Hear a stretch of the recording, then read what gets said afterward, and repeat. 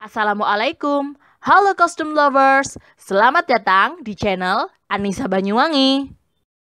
Sebelum lanjut, yuk dukung channel Anissa Banyuwangi ini dengan klik tombol subscribe agar aku bisa terus memberikan video-video bermanfaat tentang kostum lainnya. Anissa Banyuwangi, Anissa Banyuwangi, Anissa Banyuwangi.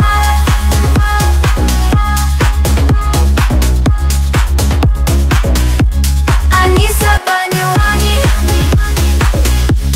Anissa Banyuwangi,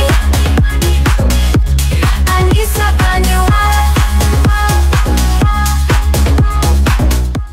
Halo kostum lovers, video kali ini tutorial cara pakai kostum Kasomber Madura tim Anissa Banyuwangi yang pernah dipakai oleh Anggita Maya di Banyuwangi Ethno Carnival 2022. Kostum ini terinspirasi dari tari Kasomber Madura yang menceritakan perempuan-perempuan Madura yang sedang mengambil air di sebuah mata air sambil membawa kendi atau gentong dengan perasaan senang. Selamat menonton!